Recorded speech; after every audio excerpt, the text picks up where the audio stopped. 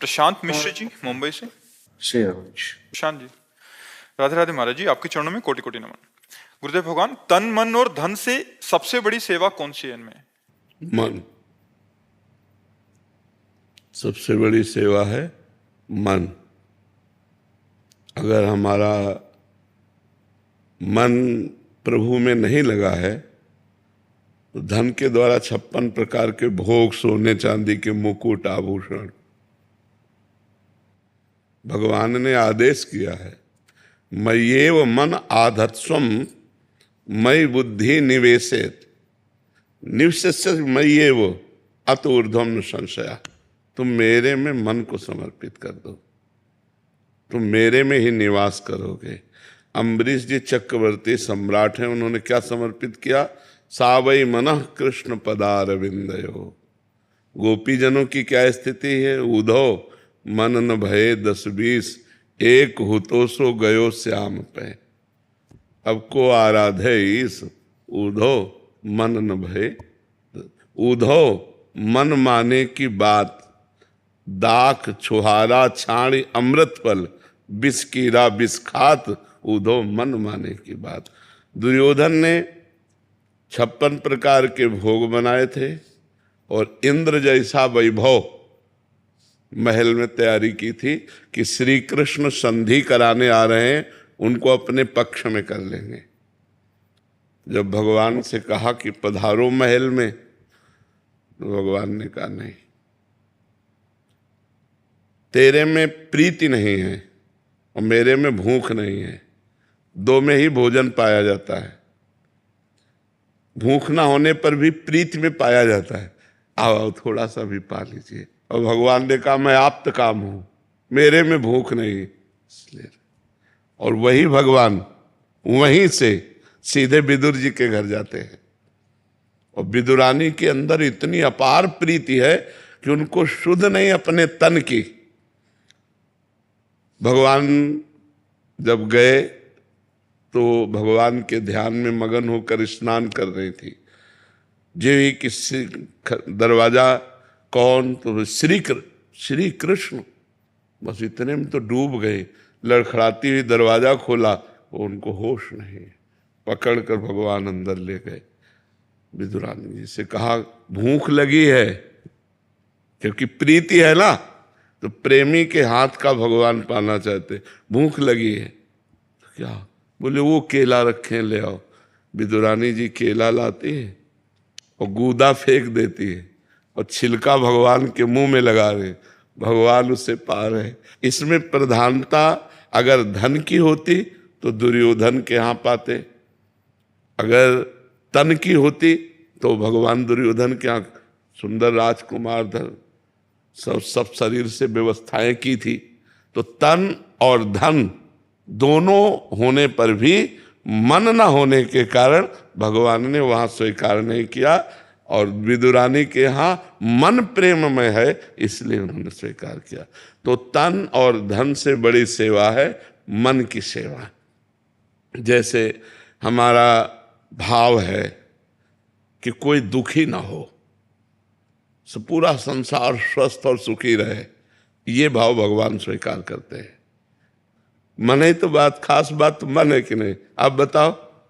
जैसे हम आपको बुलाया अपने घर, सब भोजन दे दिया, लेकिन हमने प्रीति नहीं दी और कुछ नहीं है, प्रेम से आपको बुला के बैठा ला, प्रेम से मन दे दिया 10 मिनट आपसे, तो आपको लगेगा यार बहुत अच्छे आदमी, जरूर गरीब आदमी, नहीं खवा पिया पाए, पर यार मतलब हमारा मन संतुष्ट हो गया।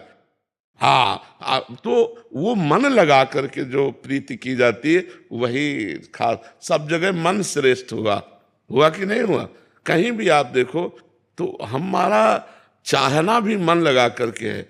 और कोई भी कार्य करें उनमें प्रधान तन होता है या धन होता है या मन होता है। कोई भी क्रिया करो प्रधानता मन की होती नहीं। तो मन लगाकर बात सुनना, मन लगा करके आप पढ़ाई करना, मन लगाकर आप इस कार्य को करना, सारा का सारा खेल मन का है ना? मन का। तो तन और धन ये गौड़ है, मुख्य है मन। तन और धन का क्या अस्तित्व है महाराज जी? इन दोनों का क्या अस्तित्व है? अगर हम शास्त्र के अनुसार, संत वाणी के अनुसार, धर्म के अनुसार अपने तन को लगाएं और अपने धन को लगाएं तो हमारा मन पवित्र हो जाएगा, और मन पवित्र होकर भगवान में लग गया तो सब बात बन गई। जैसा हम आचरण करते हैं वैसा ही मन में संस्कार बनता है, और जैसे मन में संस्कार बनते हैं वैसे हमारे आचरण होते चले जाते हैं। तो हमको आचरण सुधारने हैं, हमें शराब नहीं पीना, हमें मांस नहीं खाना, पराई बहन बेटी की तरफ गंदी दृष्टि से नहीं देखना, पराया धन नहीं लेना, ये तो सब कोई जानता है, लेकिन जानते हुए भी मानता नहीं है। बस बात इतनी है, अगर मान जाए तो सब बात बन जाए। धन का प्रयोग, जो हमारे परिवार के सदस्य हैं, सबसे पहला अधिकार उनका है। जैसे आप धन कमाते हैं तो सबसे पहला अधिकार आपके परिवार में, जैसे माता पिता, पुत्री पुत्र पत्नी, इनका अधिकार है।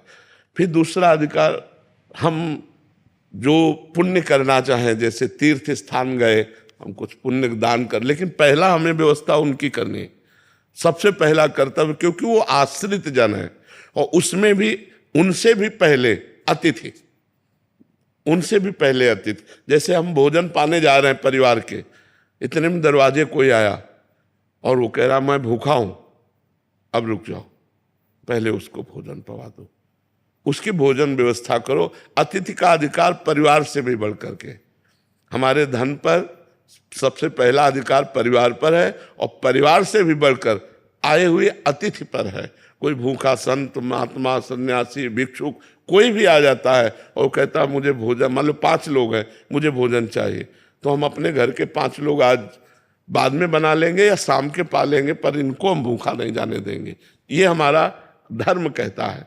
और जो धन है उसका एक विभाग जरूर करना चाहिए, एक हिस्सा जरूर निकालना चाहिए। जैसे 100 रुपया है धर्म से कमाए हुए पर, अधर्म के कमाए हुए की बात नहीं कर रहे हैं, धर्म से कमाए हुए पर, तो हम कोशिश करें कि 90 रुपये का प्रयोग हम करें और 10 रुपये का प्रयोग परोपकार में लगा दें। तीर्थ याटन गए, कहीं भगवान की सेवा, दान पुण्य, या किसी बीमारी की अवस्था में हम सहयोग कर दें, या जहाँ जैसा किसी गरीब की कन्या, या जहाँ जैसा लगे 10 रुपये 100 में निकाल के रख देने चाहिए। 90 प्रयोग करो, 100 निकाल के 10 रख दिए, और वो जब इकट्ठा हो गए, मान लो हम कह रहे महीने में हमारे 200 रुपये इकट्ठा हुए, हम 200 को चारा लेते हैं हरा और गऊओं को पवा देते हैं। तो ये धर्म विधान से चले तो हमारा तन मन धन सब पवित्र हो जाएगा। एक भागवत करा देते हैं, सब लोग 7 दिन भगवान की कथा सुने, थोड़ा थोड़ा प्रसाद पाए, हो गया। ऐसे सत्कर्म करते थे पहले धार्मिक लोग। पार्टी का मतलब है सब लोग मिल करके एक उत्साह मनाना। तो भगवान का नाम कीर्तन करो, भगवान की जय जयकार करो, सुंदर भोग लगाओ, बैठकर पाओ, ये सात्विक पार्टी। अब तो देखो, आप लोग खुद देखो क्या हो रहा है। पहले जो घरों में उत्सव मनाया जाता था, गांव में हमने जैसा देखा कि लोगों के पैर धोए जाते थे, पूज्य जनों के ऐसे पैर धो के, हाथ धो के, और ऐसे बिछा के पवाग 2 ना पत्तल बढ़िया, और फिर जय जयकार भगवान की करके तब भोजन होता था। अब आज कहाँ होता है, जय जयकार होती है क्या? वो सब रख दिए, जो मनावे तुम ले, तुम्हारा मनावे तुम ले। तो इससे बुद्धि पर भी तो प्रभाव पड़ता है, हमारी बुद्धि वैसे दूषित हो जाती है। तो यदि हम शास्त्र और धर्म के अनुसार अपने तन और धन को लगावें तो हमारा मन पवित्र हो जाए। मन पवित्र हो गया तो सब ठीक हो गया, है कि नहीं? जी।